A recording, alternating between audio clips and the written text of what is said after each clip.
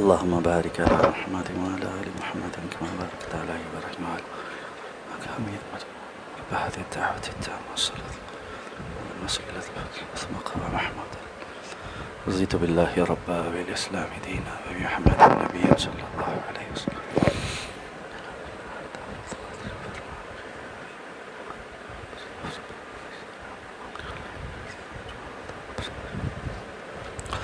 السلام عليكم ورحمة الله وبركاته. إن الحمد لله نحمده ونستعينه ونستغفره ونؤمن به ونتوكل عليه ونعوذ بالله من شرور أنفسنا ومن سيئات أعمالنا. من يهده الله فلا مضل له ومن يضلله فلا هادي له.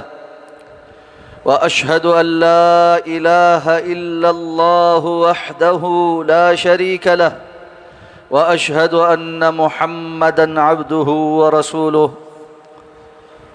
اللهم صل على محمد وعلى آل محمد كما صليت على إبراهيم وعلى آل إبراهيم إنك حميد مجيد. اللهم بارك على محمد وعلى آل محمد كما باركت على إبراهيم وعلى آل إبراهيم إنك حميد مجيد. أما بعد فإن خير الحديث كتاب الله وخير الهدي هدي محمد صلى الله عليه وسلم وشر الأمور محدثاتها وكل محدثة بدعة وكل بدعة ضلالة وكل ضلالة في النار. رب اشرح لي صدري ويسر لي أمري واحلل عقدة من لساني يفقه قولي. اللهم انفعنا بما علمتنا وعلمنا ما ينفعنا وزدنا علما. رب أعوذ بك من همزات الشياطين وأعوذ بك رب أن يحضرون. أما بعد فأعوذ بالله من الشيطان الرجيم. والذين كفروا بآيات الله ولقائه أولئك يئسوا من رحمتي وأولئك لهم عذاب أليم. فما كان جواب قومه إلا أن قالوا اقتلوه أو حرقوه فأنجاه الله من النار. إن في ذلك لآيات لقوم يؤمنون.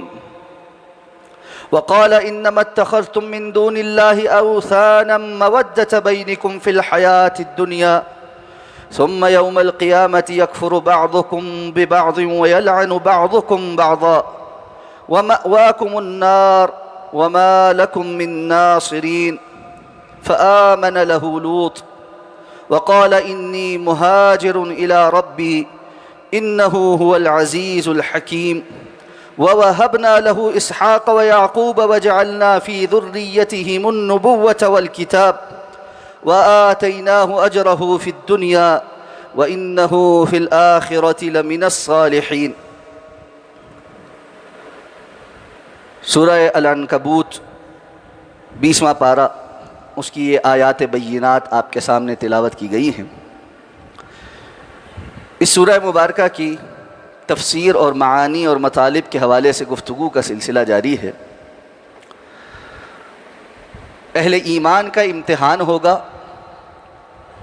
اور اس میں سرخرو ہونے والوں کو اللہ رب العزت اجر عطا فرمائیں گے، اور انکار کرنے والوں اور نفاق کے رویے برتنے والوں کو اللہ عذاب دیں گے۔ اس حوالے سے مختلف پیرائے میں اللہ رب العزت گفتگو فرما رہے ہیں، اور اسی ضمن میں سابقہ اقوام کا تذکرہ ہوا، حضرت نوح علیہ السلام اور ان کی قوم کا تذکرہ ہوا، اور اس کے بعد حضرت ابراہیم علیہ السلام اور ان کی قوم کا تذکرہ جاری ہے۔ گزشتہ آیات میں اللہ رب العزت نے ارشاد فرمایا کہ حضرت ابراہیم علیہ السلام نے قوم کو شرک کی جو برائی ہے وہ بیان کی، اور کس طرح انہوں نے اللہ رب العزت کے مقابل بتوں کو گھڑ رکھا ہے اور ان کی عبادت کر رہے ہیں، اس قبیح فعل کی برائی بیان ہوئی، اور پھر یہ دعوت دی کہ زمین میں گھوم پھر کر اللہ رب العزت کی مخلوق کو غور و خوض کے ساتھ دیکھو کہ کس طرح اللہ تعالی عدم سے وجود میں لانے والے ہیں، اور پھر کس طرح اللہ تعالی مخلوق کو ختم کر کے دوبارہ سے زمین سے ہری بھری کھیتی اور مختلف قسم کے نباتات پیدا کر دیتے ہیں۔ اسی طرح اللہ رب العزت نے انسانوں کو بھی دوبارہ پیدا کر کے اپنے سامنے پیش کرنا، اور یہ بھی بتلایا کہ تم اللہ رب العزت کے نظام سے بھاگ نہیں سکتے ہو۔ آسمانوں اور زمین میں کوئی ایسا نہیں جو اللہ کو عاجز کر دے، اور نہ ہی کوئی ایسا ہے جو اللہ کے مقابل آ کر تمہارا دوست بن سکے اور تمہاری مدد کر سکے۔ اب فرمایا والذین کفروا بآیات اللہ، وہ لوگ جنہوں نے اللہ کی آیات کا انکار کیا، یہ ساری دعوت سننے کے باوجود کفر کی روش پر ہی رہے ہیں، وَلِقَائِهِ، اور اللہ کی ملاقات کے بھی انکاری رہے، اولئک یئسوا من رحمتی، یہی وہ لوگ ہیں جو میری رحمت سے مایوس ہو چکے، وَأُولَئِكَ لَهُمْ عَذَابٌ أَلِيمٌ، اور یہی ہیں جن کے لیے دردناک عذاب ہے۔ یعنی قیامت کے دن جب یہ کافر اللہ کے حضور پیش ہوں گے تو پھر اس دن اللہ کی رحمت کی ان کو کوئی امید نہیں رہے۔ اللہ رب العزت دنیا میں فرما برداروں پر بھی رحمت فرماتے ہیں اور نافرمانوں پر بھی رحمت فرماتے ہیں۔ فرمایا وَرَحْمَتِي وَسِعَتْ كُلَّ شَيْءٍ، میری رحمت ہر چیز سے زیادہ وسعت والی، اور دنیا کی زندگی میں اللہ تعالیٰ کی یہ رحمت عام ہے، ایمان والوں پر بھی ہوتی ہے اور کافروں پر بھی ہوتی ہے۔ یہی وجہ ہے کہ کافروں کو اللہ تعالیٰ کھلاتے ہیں، پلاتے ہیں، دنیا کی آسائشیں دیتے ہیں، نعمتیں دیتے ہیں،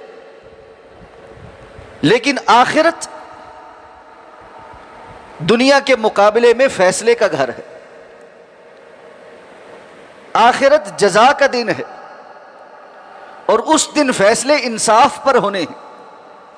اس دن اللہ کی رحمت اہل ایمان کے لیے خاص، اور دنیا میں اللہ رب العزت کی رحمت کا صرف 1%، ایک حصہ اللہ نے مخلوق کے اندر تقسیم کیا ہے۔ رسول اللہ صلی اللہ علیہ وسلم نے فرمایا اس ایک حصے کا اثر یہ ہے کہ وحشی جانور بھی اپنے بچوں کے ساتھ شفقت کا معاملہ کرتا،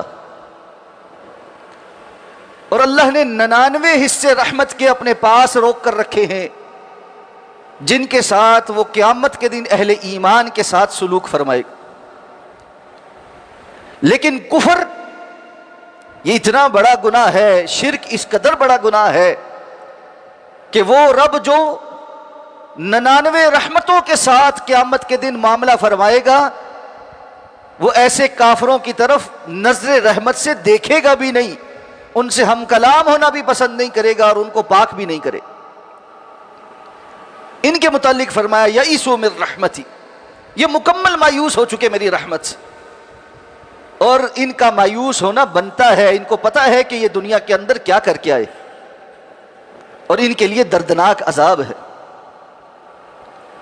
اب فرمایا فما کان جواب قومہ، تو ان کی قوم کا جواب کچھ نہیں تھا الا سوائے اس کے ان قالوا اقتلوہ او حرقوہ، کہنے لگے ابراہیم کو قتل کر دو یا جلا دو۔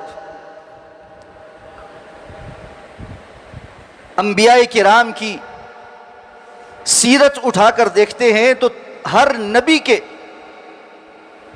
زمانے کے کافر ایسے ہی فیصلے کرتے رہے، جب دلیل ہار جاتی ہے تو پھر عداوت کام کرنا شروع کرتی، پھر انسان دشمنی پر اتر آتا۔ ہر نبی کے دور کے کافر دلیل کے سامنے ہارنے پر دشمنی پر اترا۔ رسول اللہ صلی اللہ علیہ وسلم کے دور کے مکہ کے مشرک بھی اسی وجہ سے آپ کے دشمن بنے کہ دلیل کے سامنے وہ ہار چکے تھے۔ حضرت ابراہیم علیہ السلام کے واقعے میں تفصیلاً اللہ نے جہاں واقعات ذکر کیے ہیں، یہاں تو اختصار کے ساتھ فرمایا کہ قوم کا جواب یہ ہوا کہ ان کو قتل کر دو اور جلا دو، لیکن اس سے قبل حضرت ابراہیم علیہ السلام جو مسلسل سمجھا رہے ہیں، اور جب قوم کی عید کا دن آیا اور سب لوگ شہر چھوڑ کر باہر کھلے میدان میں چلے گئے، تو وہ جو بڑا وثن تھا، آستانہ تھا جس کے اندر بہت سارے بت تھے، حضرت ابراہیم علیہ السلام نے ان بتوں کو توڑ دی اور ان میں سے بڑے کو چھوڑ دی۔ قوم نے آ کر جب یہ صورتحال دیکھی اور کہنے لگے کہ معلوم یہ ہوتا ہے کہ ہمارے الہوں کے ساتھ یہ ظلم اس نوجوان نے ہی کہا کیا ہے، یقال لہ ابراہیم، اس کو ابراہیم ابراہیم کہہ کر بلاتے۔ حضرت ابراہیم کو پکڑ کر لائے، آ کر کہنے لگے یہ آپ کا کام ہے؟ کہا مجھ سے کیوں پوچھ رہے ہو؟ یہ جو ان کا بڑا موجود ہے، جن سے تم ساری امیدیں لگائے ہوئے ہو، اس سے تو پوچھو، جس کی موجودگی میں باقیوں کا کسی نے کلا کما کر دیا، توڑ پھوڑ کر رکھ دیا، اور یہ سب اپنا دفاع نہیں کر سکے اور یہ بڑا ان کا دفاع نہیں کر سکا، تو مجھ سے کیوں پوچھتے ہو؟ اس سے پوچھو۔ جب یہ تمہاری سنتے ہیں، تمہاری حاجات کو پورا کرتے ہیں، مشکلات کو دور کرتے ہیں، نفع نقصان کے مالک ہیں، اولادیں دیتے ہیں، رزق دیتے ہیں، تمہاری حفاظت کرتے ہیں، اپنی حفاظت کیوں نہیں کر سکے؟ یہ سوال اس سے پوچھو۔ فوری رد عمل کے طور پر کہنے لگے ابراہیم تمہیں پتہ ہے یہ سنتے نہیں، بولتے نہیں۔ کہا اف لکم ولما تعبدون من دون اللہ، تم پر بھی تف ہے اور جن کو تم اللہ کو چھوڑ کر عبادت کرتے ہو ان پر بھی تف ہے۔ معلوم ہے یہ سنتے نہیں، بولتے نہیں، کچھ کرنے کے پر قادر نہیں، اس کے باوجود تم سب ان کے حاجت روا اور مشکل کشا سمجھتے۔ یہ ایسی دلیل قاطع تھی کہ جس کا کوئی جواب نہیں تھا۔ یہاں ایک بات ضرور ذہن میں رہنی چاہیے، جب بھی شرک کا رد کیا جائے، توحید بیان کی جائے، تو لوگوں کی مقدس مورتیوں کے اوپر زد آتی ہے، اس کے جواب میں وہ بلبلاتے ہیں، اور پھر ایک بیانیہ یہ شروع ہو جاتا ہے کہ حکمت سے کام لیں۔ حکمت کا تقاضا ہے کہ بات کو ذرا گول مول کر کے بیان کریں۔ اتنی زیادہ عوام ہے، ان کی کچھ معاملات ہیں، ان کے مذہبی عقائد ہیں، ان کے جذبات ہیں، وہ مجروح نہ ہو جائیں۔ یاد رکھیے ابراہیم علیہ السلام سے زیادہ حکیم کوئی اور نہیں۔ حکمت کے کچھ تقاضے ہوتے ہیں۔ ادعو الی سبیل ربک بالحکمہ، اللہ کے راستے میں بلاتے ہوئے، دعوت دیتے ہوئے حکمت سے کام لیں۔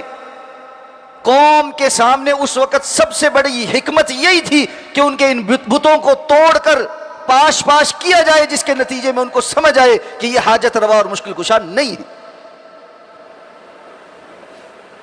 اب کوئی کہ حضرت ابراہیم علیہ السلام کا یہ اقدام جو ہے وہ غیر حکیمانہ تھا، ایسا نہیں۔ رسول اللہ صلی اللہ علیہ وسلم کوہ صفا پر کھڑے ہو کر بیت اللہ کے اندر ایک ایک بازار میں، ایک ایک گلی کوچے میں جا کر لوگوں کو بتا رہے ہیں کہ یہ لات منات عزا ہبل یہ کوئی حیثیت نہیں رکھتے، ان کو تم نے گھڑ کر بنایا ہے۔ یہ پتھر کی مورتیاں، یہ گارے کے بنائے ہوئے بت، یہ نفع نقصان کے مالک نہیں ہو سکتے۔ تو آپ صلی اللہ علیہ وسلم کی یہ دعوت مبنی پر حکمت تھی۔ دعوت کا یہ اسلوب کہ اپنی چھوڑو نہیں، دوسروں کو چھیڑو نہیں. یہ بظاہر کہنے کو بڑا خوبصورت جملہ ہے، لیکن کلمۃ الحق یراد بہ الباطل. بسا اوقات کوئی کلمہ بظاہر بڑا اچھا نظر آتا ہے، لیکن اس سے مراد باطل ہوتی. اس سے جس چیز کا ارادہ کیا گیا ہوتا ہے اللہ کے نزدیک وہ باطل ہوتی. اہل ایمان کو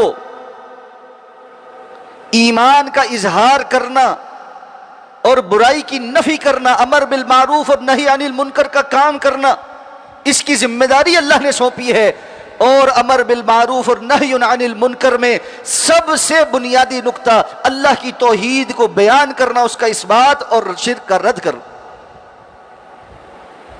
لوگوں کے سامنے بیان کرنا، وضاحت کرنا کہ معاشرے کے اندر کس قسم کا شرک کھلا ہوا پڑا ہے، لوگ کہاں کہاں شرک کا ارتکاب کر رہے ہیں، کہاں اللہ کی توحید کی نفی کر رہے ہیں. یہ حکمت. اب قوم کہنے لگی اقتلوہ او حرقوہ، یہ گستاخ، یہ ہمارے الہوں کا گستاخ، پکڑو قتل کرو اور یا جلا دو. اب فیصلہ یہ ہوا کہ جلائیں گے. بادشاہ نے کہا کہ ایک بڑی بلڈنگ بناؤ، ایسے عام الاؤ میں نہیں جلائیں گے. بھڑکتی ہوئی بڑی اونچی آگ جلائی گئی اور دور سے حضرت ابراہیم کو اس میں پھینکنے کے لیے ایک منجنیق ٹائپ چیز ایجاد کی کہ اس جھولے سے میں ڈال کر ایسے دور سے پھینکیں گے اور قوم دیکھے نظارہ کہ اڑتے ہوئے ابراہیم جو جا کر اس بڑی بھڑکتی ہوئی آگ کے اندر گر کے جل کر بھسم ہو گئے. اور ساتھ میں کہنے لگے وَانْصُرُوا آلِهَتَكُمْ، اپنے الہوں کی مدد کرو. اللہ رب العزت فرماتے ہیں فَأَنْجَاهُ اللَّهُ مِنَ النَّارِ، اللہ نے ان کو اس آگ سے نجات عطا فرمائی. دوسری جگہ فرمایا قُلْنَا يَا نَارُ كُونِي بَرْدًا وَسَلَامًا عَلَى إِبْرَاهِيمَ، ہم نے آگ کو حکم دیا ٹھنڈی ہو جا اور سلامتی والی ہو جائے ابراہیم پر. صحیح بخاری میں ہے رسول اللہ صلی اللہ علیہ وسلم نے فرمایا جب سارے اسباب منقطع ہے اور قوم متحد ہو چکی کہ آگ کے اندر ڈالیں گے اور آگ بھڑکائی جا چکی اور ابراہیم علیہ السلام کو اس آگ میں پھینکا جانے والا ہے، ابراہیم علیہ السلام کی زبان پر یہ الفاظ تھے حسبی اللہ ونعم الوکیل،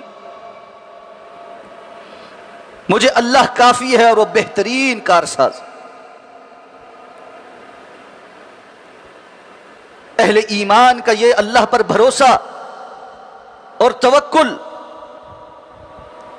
اور یہ بات یاد رکھیے کہ حضرت ابراہیم علیہ السلام کا یہ کلمہ کہنا اس لیے نہیں تھا کہ ان کو پہلے سے پتا تھا کہ مجھے آگ سے بچا لیا جائے گا، وہ اسی یقین کے ساتھ اس آگ میں جا رہے تھے کہ آج شہادت کا دن ہے اور اللہ مجھے اس معاملے میں قبول کر لے، مجھے اللہ کافی ہے، اللہ نے میرے ذمے جو کام لگایا تھا میں نے وہ پورا کر دی. بسا اوقات تاریخ میں ایسے واقعات ہوئے ہیں کہ اہل ایمان کو جلایا گیا ہے اور اللہ رب العزت نے ان کو اس آگ میں جلنے دیا ہے لیکن وہ سرخرو ہوئے ہیں. والسماء ذات البروج واليوم الموعود وشاهد ومشهود قتل اصحاب الاخدود النار ذات الوقود اذ هم عليها قعود. اصحاب الاخدود بڑی بڑی خندقیں کھود کر بادشاہ نے اہل ایمان کو جوک در جوک ایک خندقوں کے اندر بڑی آگ بھڑکا کر دھکے دے دے کر اس آگ کے اندر ڈال دیا. انہوں نے جلنا قبول کر لیا لیکن اللہ رب العزت کے دین سے انحراف نہیں کی. یہی سبق رسول اللہ صلی اللہ علیہ وسلم نے حضرات صحابہ اکرام کو سکھایا، امت کو سکھایا. فرمایا تمہیں جلا دیا جائے جل جانا، کاٹ دیا جائے کٹ جانا، لیکن اللہ کے ساتھ کسی کو شریک نہ بنا. کہ موت تو ایک دن آ کر رہنی، بستر پر بھی آنی ہے، کسی اور دنیا کے مفاد کے لیے بھی آنی ہے. اگر اللہ کے نام پر آ جائے اور اللہ کے لیے آ جائے تو اس سے بڑھ کر اور کیا چاہیے. فَأَنْجَاهُ اللَّهُ مِنَ النَّارِ، اللہ نے آگ سے نجات عطا فرمایا اور فرمایا ان فی ذلک لآیات لقوم یؤمنون، اس کے اندر نشانی ہے، بڑی نشانیاں ہیں ایمان لانے والی قوم کے لیے۔ بہت سی نشانیاں مفسرین نے بیان کی ہیں۔ سب سے بڑی نشانی تو یہ کہ جس کو اللہ بچانا چاہے ساری دنیا مل کر اس کا کوئی نقصان نہیں کر سکتی۔ سارے لوگ اکٹھے ہو جائیں، کوئی نقصان پہنچانا چاہے نہیں پہنچا سکتے۔ ہوتا وہ ہے جو اللہ رب العزت چاہتے۔ دوسری نشانی، اللہ رب العزت کسی چیز کی جو تاثیر ہوتی ہے اس کو تبدیل کرنے پر قادر ہیں۔ آگ کی تاثیر ہے جلانا۔ حضرت ابراہیم علیہ السلام آگ کے بیچوں بیچ موجود ہے، نہ جلا رہی ہے نہ ایسی ٹھنڈی ہوئی ہے کہ ٹھنڈ سے انسان کو نقصان پہنچا دے۔ بردوں و سلاما، ٹھنڈی بھی ہے سلامتی والی بھی ہے۔ دنیا کے اندر ہر وقت انسان کی نظر سبب اور اسباب پر نہیں ہونی چاہیے۔ بندہ مومن کو سبب اسباب کو مد نظر رکھنا چاہیے، لیکن ایمان، یقین اور بھروسہ مسبب الاسباب پر ہونا چاہیے۔ چیزوں کے اندر تاثیر پیدا کرنا اور چیزوں کی تاثیر میں تبدیلی کر دینا یہ اللہ کے اختیار میں، اور اللہ اپنے بندوں کے لیے ایسا کر دیتے۔ ایک اور نشانی یہ ہے کہ اللہ تعالیٰ نے قیامت تک کے لیے حضرت ابراہیم علیہ السلام کی دعوت کو باقی رکھا، اور وہ لوگ جو اس ساری سازش کے اندر ملوث تھے، چند ایک کے سوا باقیوں کے کسی کو پتہ بھی نہیں کہ کون کا کس کا کیا نام تھا، لیکن وہ اپنے انجام کو پہنچ گئے۔ لوگوں کی دیکھا دیکھی، جم غفیر کے پیچھے چلتے ہوئے فیصلے نہیں کرنے چاہیے۔ انسان کو اللہ نے شعور دیا ہے، سمجھ عطا فرمائی ہے، ہدایت کے لیے قرآن اتارا ہے، رسول اللہ صلی اللہ علیہ وسلم کا فرمان ہم تک پہنچا ہے، فیصلے اس کے مطابق کرنے چاہیے۔ آگے فرمایا وَقَالَ إِنَّمَا اتَّخَذْتُم مِّن دُونِ اللَّهِ أَوْثَانًا مَّوَدَّةَ بَيْنِكُمْ فِي الْحَيَاةِ الدُّنْيَا۔ اب جب اللہ نے آگ سے نجات عطا فرما دی تو اس کے بعد پھر سے نصیحت شروع کر۔ میں اور آپ ہوتے تو ہم کہتے اب تمہارے لیے میں بد دعا کروں، جہنم میں آگ میں جاؤ۔ تم نے اپنے دور کے نبی کے ساتھ ایسا کیا ہے، اللہ تمہیں ہلاک کر دے، برباد کر دے، ایسا کر دے، ویسا کر دے۔ حضرت ابراہیم علیہ السلام پھر سے سمجھانے پہ لگے، کہا یہ جو تم نے اللہ کے مقابل بت بنا کے رکھے ہوئے ہیں، اس کی ایک بڑی وجہ یہ بھی ہے بودۃ بینکم فی الحیات الدنیا، تمہاری آپس میں دنیا کی زندگی میں جو محبتیں ہیں ان کے پیچھے تم یہ کر رہے ہو۔ سمجھ تو تمہیں آ گئی ہے، دلیل تمہارے سامنے واضح ہو گئی۔ یہ بت بولتے نہیں، سنتے نہیں، اپنی حفاظت کرنے پر قادر نہیں، یہ بھی تمہیں سمجھ آ گیا۔ اور جس کی حفاظت اللہ کرے، سارے اس کو مل کر جلانے کی کوشش کریں تب بھی نہیں کر سکے، یہ بھی تمہارے سامنے واضح ہو گئی۔ پھر بھی تم ایمان نہیں لا رہے، وجہ کیا ہے؟ وجہ یہ ہے تمہارا آپس کا ایک دوسرے سے تعلق، یہ کہتا ہے تو میں اس کو چھوڑ کر کیسے اس کی مخالفت کروں، برادری کو کیسے چھوڑ دوں، بڑوں کو کیسے چھوڑ دوں، چھوٹوں کو کیسے چھوڑ دوں، علاقے کے رسم و رواج کو کیسے چھوڑ دوں۔ یہ لوگوں کے رکھ رکھاؤ، لوگوں کی ناک کے پیچھے، علاقے کی ناک، فلاں کیا کہے گا اور فلاں کیا کہے گا، حق پتہ ہے لیکن قبول نہیں کرتے ہو۔ وجہ یہ ہے تمہارے آپس کے یہ تعلقات۔ لیکن یاد رکھو فی الحیات الدنیا، تمہارے یہ تعلقات صرف دنیا کی زندگی تک محدود ہیں۔ ثم یوم القیامت یکفر بعضکم ببعض ویلعن بعضکم بعضا، پھر قیامت کے دن تو حالت یہ ہوگی تم میں سے بعض کا انکار کریں گے اور ایک دوسرے کے اوپر لعنتیں بھیج رہے ہوں۔ میرے پیارے بھائی، میری بہت محترم ماؤں اور بہنوں، کتنے ہی اللہ کے احکامات مجھے اور آپ کو پتہ ہیں، ان کو چھوڑنے کی وجہ صرف یہ ہے لوگ کیا کہیں گے، معاشرہ کیا کہے گا، گھر والے کیا کہیں گے، میرا شوہر نہیں مانتا، میری بیوی نہیں مانتی، میرے بڑے نہیں مانتے، میرے خاندان والے نہیں مانتے، میرے بچے نہیں مانتے، یہ دوست اتنے جگری یار، 18-20 سال ہو گئے ہماری دوستی کو، ہم ایک دوسرے کے ساتھ چلتے ہیں، اچھے برے وقت کا یہ میرا ساتھی ہے، میں آج اس کی غمی خوشی کے اندر خرافات کو اور بدعات کو قبول کر کے بیٹھ جاتا ہوں، اس کے ساتھ تعلق جو ہے اس کے ساتھ کیسے میں چھوڑ دوں، اس کو بتاؤں کہ یہ خرافات ہے، میں تمہارا اس میں ساتھی نہیں بن سکتا، تمہارے ہاں تم علاقے کے رسم و رواج میں غمیوں پر جو بدعات ہوتی ہیں میں ان میں شریک نہیں ہو سکتا، یہ میں اس کو کیسے کہہ دوں، میں یہ تعلق نہیں چھوڑ سکتا۔ یاد رکھیں یہ ساری کی ساری باتیں اور جو عذر ہم ایک دوسرے کو دیتے ہیں یہ قیامت کے دن کوئی کام نہیں آئیں گے۔ ثم یوم القیامت یکفر بعضکم ببعض ویلعن بعضکم بعضا، حضرت ابراہیم نے کہا قیامت کے دن جن کی خاطر تم نے یہ سب کچھ کیا ہے وہ ایک دوسرے کا انکار بھی کریں گے اور ایک دوسرے پر لعنتیں بھی بھیجیں گے۔ یہ انکار کیا ہے؟ قرآن نے دوسری جگہ بیان کیا، جو چھوٹے ہیں، جو دوسروں کے کہنے پر یہ کچھ کرتے ہیں، وہ اللہ کے کہیں گے یا اللہ یہ ہمارے بڑے تھے، ان کے کہنے پر ہم نے ایسا کیا۔ بڑے کہیں گے یا اللہ ہم ان کو کوئی مجبور نہیں کر سکتے تھے، ہم نے تو ان کو ایک بات کہی یہ پیچھے آنکھیں بند کر کے چلتے رہے۔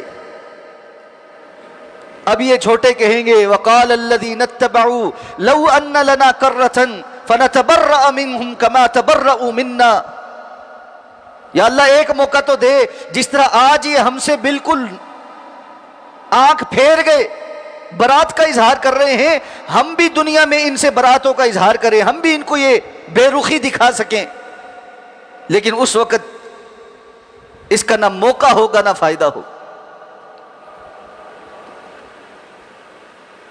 قیامت کے دن کی براتوں بے رخیوں سے بہتر ہے بندہ دنیا میں اللہ کو راضی کر کے کوئی بے رخی دکھا دے۔ اللہ کا رب العزت کا وعدہ ہے، رسول اللہ صلی اللہ علیہ وسلم نے فرمایا جو اللہ کو راضی کرتا ہے اور لوگوں کو ناراض کرتا ہے، ایک وقت آتا ہے اللہ لوگ بھی اس کو راضی کر دیتے ہیں، اور جو اللہ رب العزت کو ناراض کرتا ہے لوگوں کو راضی کرنے کے لیے ایک وقت آتا ہے لوگ بھی اس سے ناراض ہی ہو جاتے، فیصلے کرنے پڑتے ہیں، لکیریں پھیرنی پڑتی ہیں، حلال اور حرام کو کی تمیز کرنی پڑتی ہے، بدعات اور خرافات کو ترک کرنا پڑتا ہے، رسم و رواج کو اپنے علاقوں سے اکھیڑنا پڑتا ہے، ایک دوسرے کی دیکھا دیکھی ہر غلط کام بس کرتے چلے جانا اور اس پر کوئی سٹینڈ نہ لینا، زندگیاں بیت جائیں سن سن کر سٹیجوں سے آپ کے کان پک گئے لیکن عمل کی طرف نہیں آئے۔ ہر تھوڑے عرصے کے بعد ہر سال شادیوں کا سیزن آتا ہے، پتہ چلتا ہے سالوں سے یہاں جمعہ پڑھنے والا سن سن کر ہمیں کہہ کہہ کر تھکنے والے ہو گئے، لیکن واپس آپ ادھر ہی کھڑے، پتہ چلتا ہے کوئی فوتگی ہوئی واپس وہیں کھڑے۔ یاد رکھو میرے بھائی، اللہ کے ہاں جواب دینا، مجھے بھی دینا ہے، آپ کو بھی دینا ہے۔ اگر یہ جمعے اور ان میں بیان ہونے والی توحید اور سنت کی یہ باتیں کل قیامت کو اللہ نے میرے اور آپ کے سامنے پیش کر دی، رکھ دی کہ فلاں وقت پر اللہ نے تمہیں یہ بات بتائی تھی، جب تمہاری زندگی میں عمل کا وقت آیا تم نے کیوں نہیں کام کیا؟ ماذا عمل فیما علم، یہ حدیث کتنی مرتبہ سنی ہے، قیامت کے روز بندہ اللہ کے سامنے سے نہیں ہل سکے گا جب تک کہ اس سوال کا جواب نہ دے لے کہ جو کچھ علم اللہ نے دیا تھا اس کے مطابق عمل کیا کیا۔ تو کیا جواب؟ جواب یہ ہوگا کہ کیا کرتے جی، گھر والے کہہ رہے تھے، بچوں کی خواہش تھی، شادی کا موقع تھا، بس کچھ خوشی منانے کے طریقے بچوں کے نرالے ہوتے ہیں، ہم نے ان کو فیسیلیٹیٹ کر دیا، خاموشی کے ساتھ ایک طرف بیٹھے رہے، جی ہم نے تو کچھ نہیں کیا، باقی وہ سب کچھ کرتے رہے اور ہم آنکھ کان لپیٹ کر پیسے دیتے رہے اور وہ سارے حرام کاموں کو سر انجام دیتے رہے۔ یہ عذر ہے ہمارا اللہ کے ہاں پیش کر؟ کیا کرتے ہو؟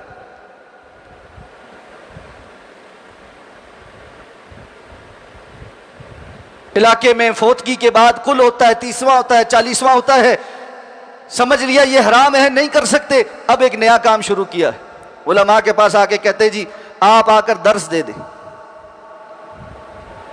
اس درس کے آخر میں ویسے ہی کھانے کا انتظام کیا ہوا ہے، جب درس ختم ہوتا ہے چپکے سے کہتے جی تھوڑی جی دعا بھی کرا دو۔ کس کو بیوقوف بنا؟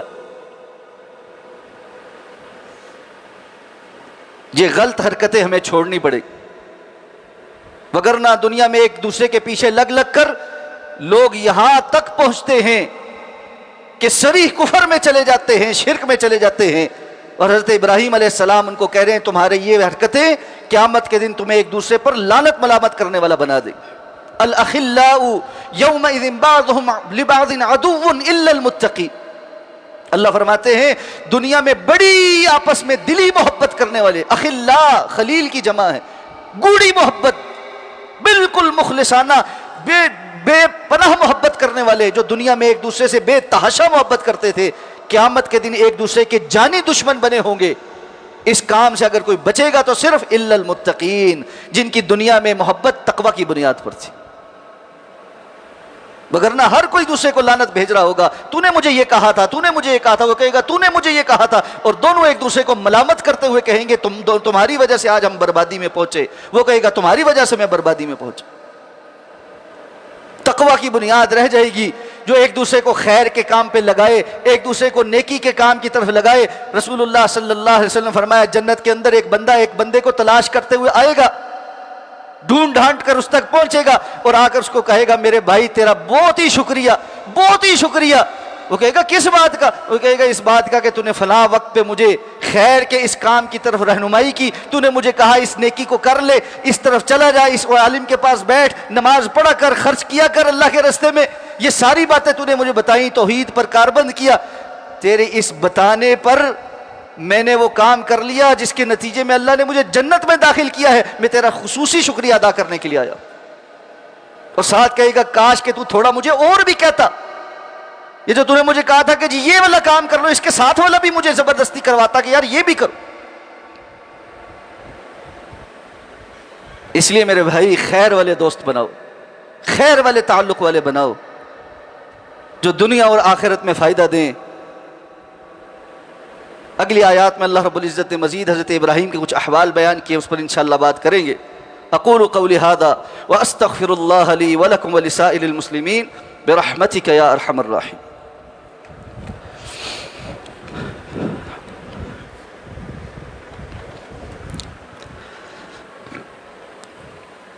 ان الحمد للہ